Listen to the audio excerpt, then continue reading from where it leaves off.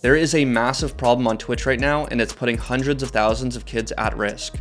Bloomberg News recently released their investigation that details how predators are using the platform to exploit children. So, what does the investigation tell us, and what is Twitch doing to quell the growing concerns?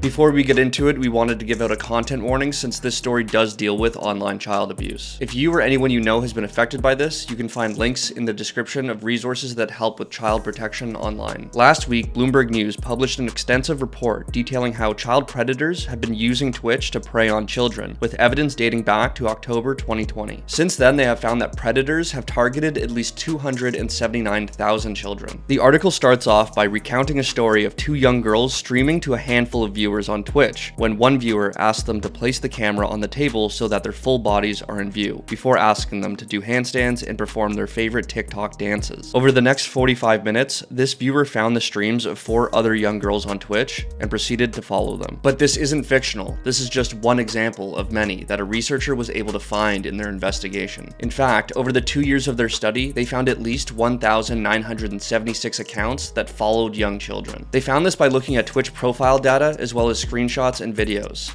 Hundreds of these accounts were following at least 1,000 kids or more. In July of this year alone, these alleged predators were finding and following over 600 kids in a single day. These predators browse through Twitch looking for new channels or streams with low viewer counts, and then they sift through the streams searching for those who are clearly and visibly underage. A lot of the time, kids will make accounts for fun and go live to essentially no one, without realizing the potential danger they're actually putting themselves in. Because, as the investigation shows, these predatory accounts will go into these streams and use the chat to coax children into doing dances or other sexually exploitive acts. At the moment, many large creators on the platform are just learning about how severe this problem is. Bloomberg came out with an article. I haven't read it yet, but apparently there's like some fucking crazy There's like actual files on the platform that like go to like, 10 view or like 1 viewer, no viewer children streamers and like try to do pedophilia to them and stuff. Like, it's just insane. One question you might be asking is, how do they identify these predators in the first place? Well, Bloomberg explained that, quote, "The researcher assembled databases of Twitch accounts by manually identifying live streams of young people and determining which of their followers also track other children. One dataset represents predatory users, those believed to be adults targeting children, who each possesses a follower list comprised of at least 70% kids or young teens. The researcher created a separate dataset of apparent children targeted by these accounts and reported instances of overt predation to the NCMEC and Twitch. It's all pretty disturbing stuff. The researcher even asked to remain anonymous. This was due to career concerns being related to this topic. The questions are, how has this been able to happen and what's being done to prevent it? Well, a lot of the researcher's findings all link back to one problem that's always persisted on Twitch. Since it's currently impossible for Twitch to truly verify someone's real age,